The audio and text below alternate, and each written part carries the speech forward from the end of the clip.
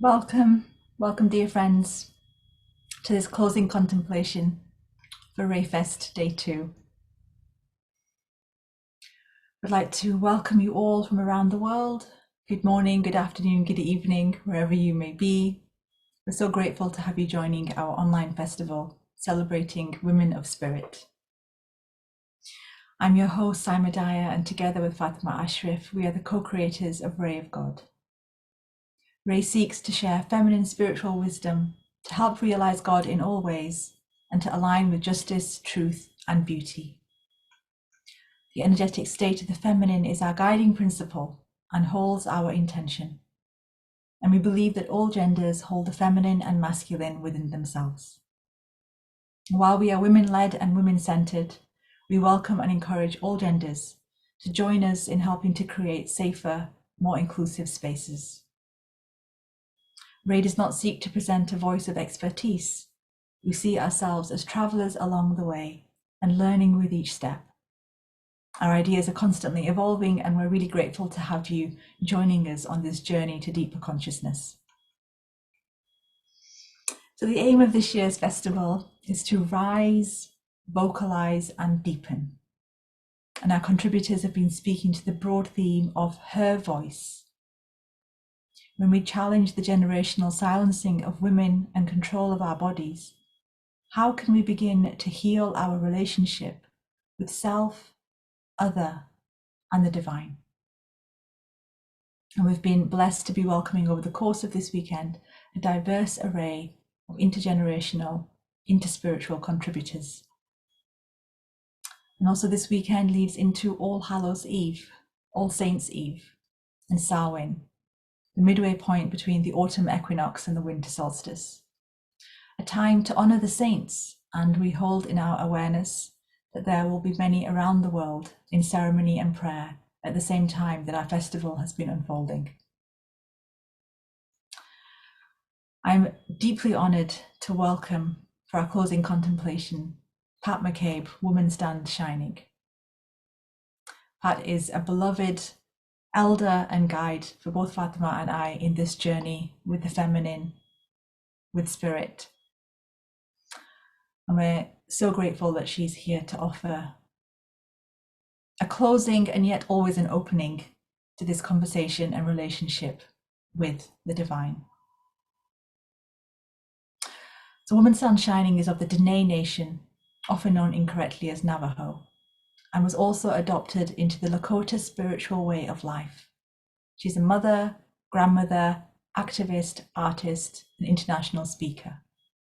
She identifies as a radical bridger of worlds and paradigms, with a focus on sharing from her own deep inquiry into thriving life paradigm.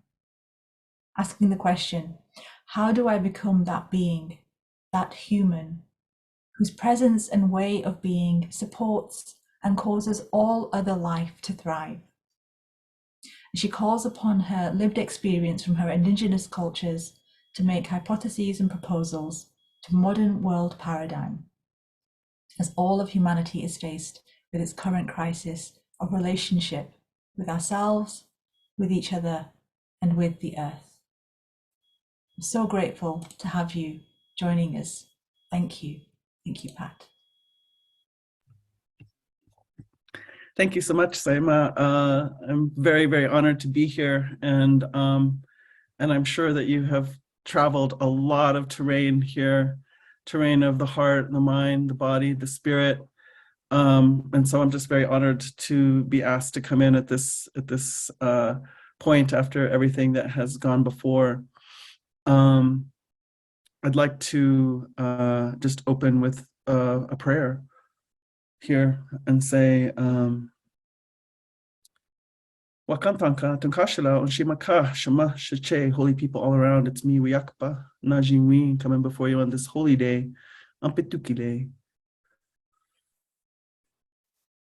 I reach out to you, holy life. I reach out to you, Holy Mother Earth. I reach out to you, holy helpers, in all of the circle of life, all my relations. And I ask that you take a good look at us here, those who have convened this constellation of minds and hearts. bodies and spirits, as we consider the voice, the human voice, the voice of the feminine, the voice of the woman. And I just ask that you might use the sound of my voice, the words that come to convey the message that each one of us needs or could benefit from receiving.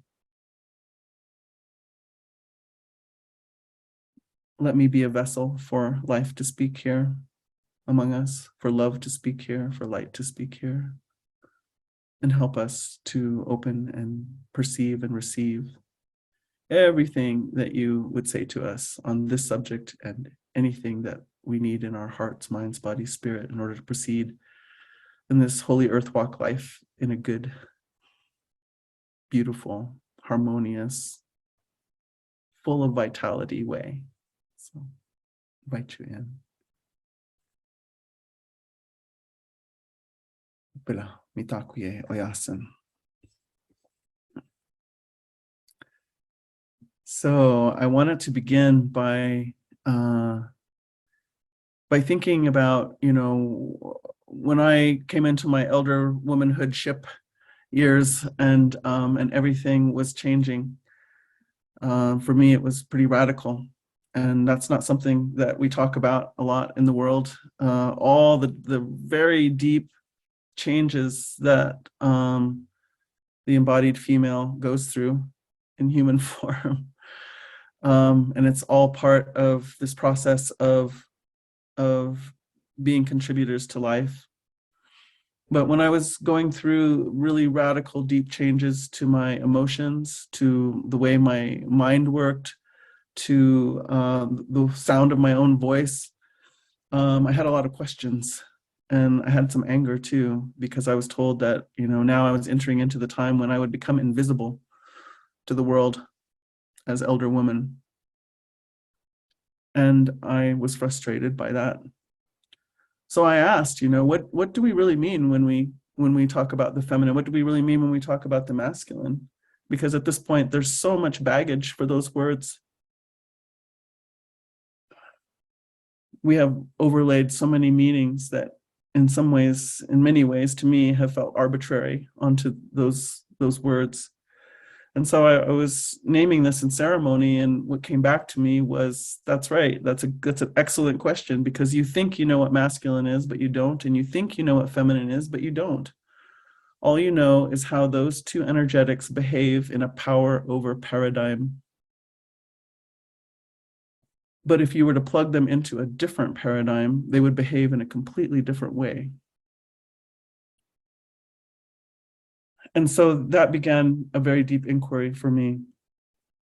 So I relate this back to my own cultures, Diné culture, Lakota culture, and notice that in our understanding of how to be a human being here, I was called on for my sense of being the female of our kind, and also for my biology, to practice, to fulfill certain parts, certain roles in the community, certain roles in ceremony.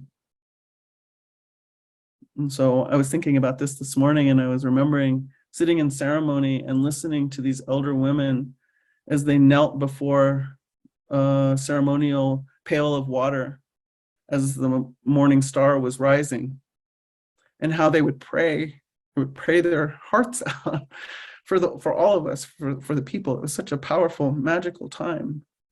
And so in that particular ceremony, they always call on the elder woman or the woman to pray with the water. So that's true of many cultures and many ceremonies. So I just name this to say that, from my perspective and in my explorations, I really feel that there are distinct spiritual capacities that my claiming and my working with, being the female of our kind, of the human being, gives me a certain place. So not only is the human being a part of the sacred hoop of life, but there's a reason why I came here, and there's a certain function I feel like I have as the female of our kind. And so I'm going to say that all the genders serve a very particular function for the human being's part of, claiming our seat on the sacred hoop of life. So I wanted to orient us a little bit in that way. And then I wanted to also name, that I've just been meditating on her voice all morning, her voice. How powerful, her voice. Why is that powerful? What's significant about her voice? And, from my own experience in ceremony, I can say that, in our Lakota ceremonies, and I know in other indigenous peoples who I've spent time with, in their ceremonies, we often have practices, I'll say, that lead us to the end of our own resource. We actively and willingly bring ourselves to the point where we have nothing more. We empty. We don't have physical stamina. We don't have, we're fasting from food and water for 4 days. And so we've emptied the body, we've emptied the heart, we've emptied the tears oftentimes, and present ourselves to the mystery.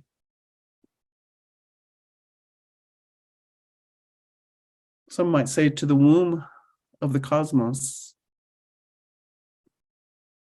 And so in that practice, I say sometimes that mystery door swings open and we are able to receive visions, well-being, new ways of relationship, new understanding. Sometimes we're given instruction of what would be in alignment with all of the movement of Earth and cosmos, and how we can step into that flow, ride that current to create, sometimes with great effort, but oftentimes when we align in that way, it can be an effortless endeavor, has been my experience. And so when I think about that, this is what I want to say about her voice. What kind of voice do we suppose comes out of the mystery? And I guess I'm bringing this up now because I feel like this is what so many of us are seeking, is an input from a source that we have not heard from yet. Because all of our powerful good ideas and endeavors, are leading us seemingly into more and more difficulties. And so I've been saying for a while now, I've had it with brilliance and genius on the part of human beings. I don't want to be moving from that place anymore. I want to be led by life. I want to be led by that voice that comes straight out of the mystery. So in my experience, that voice is almost never linear. Very often, if there aren't any words, they're very, very simple words. And it's more the feeling, and it's more the vision that was seen when these few words appear in the mind or the heart.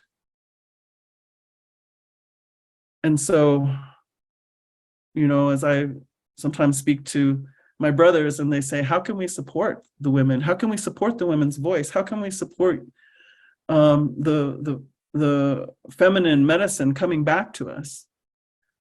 And one of the things I say to them is, don't force that feminine voice into straight lines, into linear logic, into intellect only, into concept. And I can say that to any one of us sitting here, right? Because most of us have been put into institutions from the time we were very young and have been trained over and over and over again to perceive and receive everything through that linear logic way. But what I noticed coming back into indigenous culture was that so much of what was taking place in ceremony that was embodied, that opened spiritual pathways, gateways even, to have encounter with the life around us in profound ways, but also a spiritual realm, to sit in that place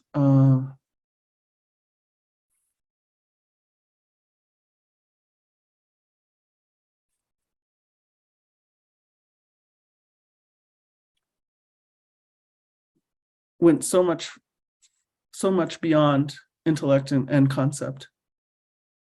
It was highly relational. And so I feel like as human beings, our ability to receive and perceive from those places. In fact, how can we perceive those places? How can we receive that input if the only plug that we have for it to plug into is a linear logical form? So for me, I feel like this is a deeply feminine process to open to receive this input from that source, because it requires such a surrender. It's like if I were to ask each one of us on the spot to make up a song right here, right now. That level of trust of being able to receive and be able to co-create and participate with some kind of order of the way songs move, the way the human being hears songs that make sense, that are harmonious, right? And so we have to step into that place. So that's how I feel that we can be, but our ability to perceive has atrophied hugely. So, when we think about her voice, when I've come back from Vision Quest and I'm trying to express to my community what happened, what I saw, it's taken a lot of courage to not format it, to not change it into something that will be more comfortable for this linear logical mind way to receive.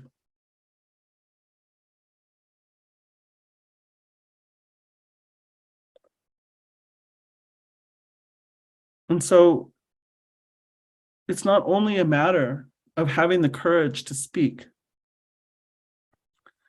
There's the other side of the equation, which is learning how to perceive and receive that voice.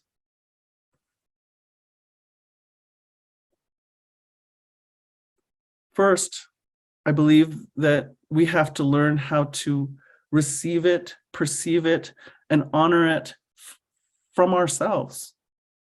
That voice that we receive ourselves, that lives inside us, that is pulling out of the womb, that is pulling out of the mystery.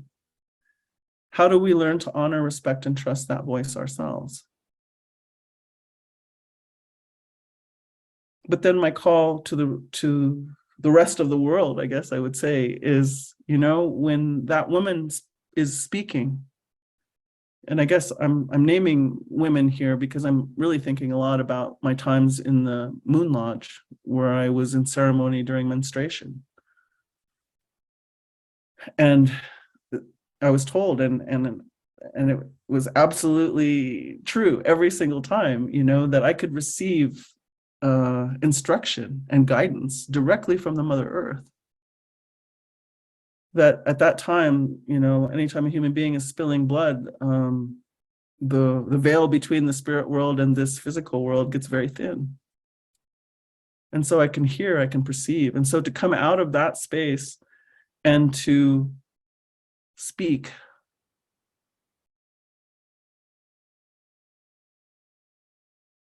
I'm grateful that I have ceremony community that can receive that voice. But what I'm suggesting to the world is that we have to retrain our ears to hear her voice.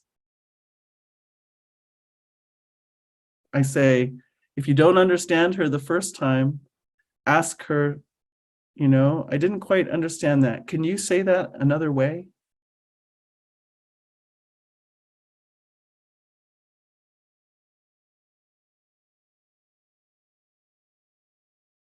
And is it only ever going to be in words to hear her voice, to hear the voice of the womb of the cosmos?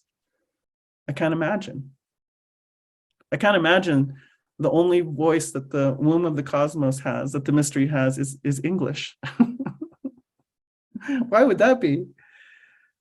So we're constantly translating when we're in that space. And as one of my elders says, he says that we are in the process of receiving a future. He says, but actually the future is already all around us. It's here. But now what we have to do is develop the grammar, that's the word he uses, the grammar to be able to receive it, to perceive it.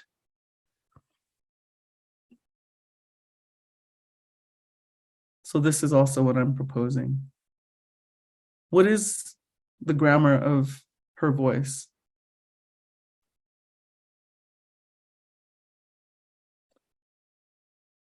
So we can say that it's arising out of the women or the feminine, but I think it's really just expanding our capacity, our broad, really tuning in and beginning to exercise and work our atrophied, really broad spectrum of ways of knowing.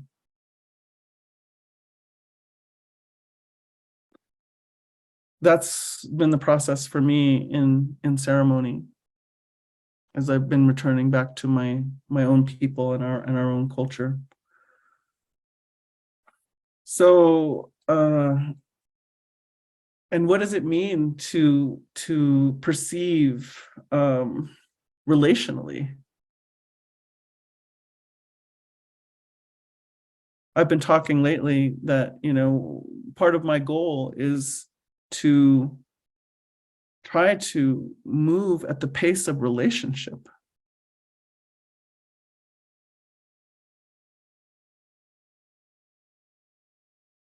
I was taught by my elders that the woman is synonymous with earth. The woman is synonymous with life. And so, to me, that says that her voice, if it's a reflection of earth, is deeply, deeply relational. Thich Nhat Hanh calls us an interbeing. We could call every aspect, every form of life, every stone, every mountain, even the atmosphere around the earth, a single organism. That's how interrelated we are. So what is the language of relationality? Do we know it? And not just relationality between human beings, but between this whole circle of life. So her voice at this time when our Mother Earth is being degraded so deeply. And as has been pointed out, I'm sure maybe this weekend, if not certainly in other times and places, it's a reflection also of the treatment of women. The numbing and the deafening of our capacity to hear her voice is reflected in the same way with the voice of the Mother Earth. We are attempting to give the voice of the Mother Earth no credence. But she's not really allowing that. How can she? So this is what I was thinking about this morning, is aligning with her voice, aligning with this Mother Earth's voice, aligning with life's voice.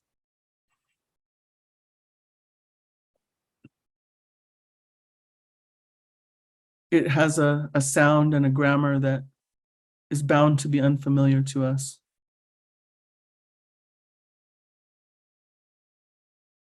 And yet we're made for it. We are made for Earth.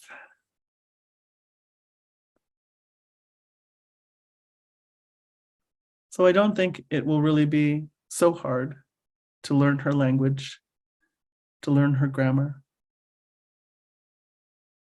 And some say that the female of our kind have a special place to be her voice. It doesn't mean that everybody doesn't have some capacity. But I remember my Lakota sister, Scarlet Plume, she told me one time, she said, Pat, my dad, who was a very powerful medicine person, always used to say, the woman sits at the right hand of God. And she always has the power in that place to whisper in God's ear and say, take a look at that one over there. They really need help.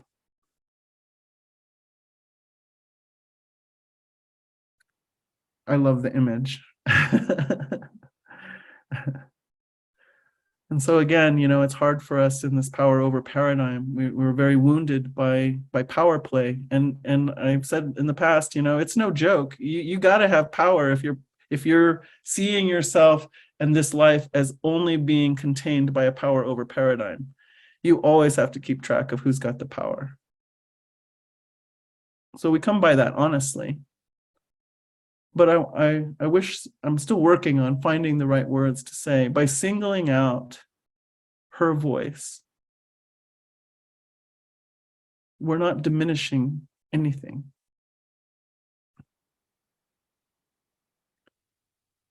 We are uplifting a very cherished aspect of our kind, of our species, of the five-fingered ones. And I have come to believe that there is much, much, much, not only on Earth, but in the cosmos, that relies on being able to hear that voice, that thrives when that voice has full expression. We have known other times when that voice was given so much more freedom, so much more credence than the time we're in now. So perhaps as an exercise, a little homework as we leave this gathering, I suggest you might go outside and put your bare feet on the earth. Give thanks to her and ask her permission, and ask if you could send roots down from the soles of your feet down into her soil. And then if she agrees, feel your roots going down into the earth, and know that the deeper you go, the farther back in time you go. There are sedimentary layers of human presence, sedimentary layers of consciousness. And let your roots pass through different times, different eras of the way her voice was held. And keep going until you come to a consciousness in which her voice was cherished, in which all of our communities, human, plant, animal, cosmology, cosmos, benefited from her voice. See if you can feel that in your body. And then travel even further down with your roots until you hit this raw, feral earth.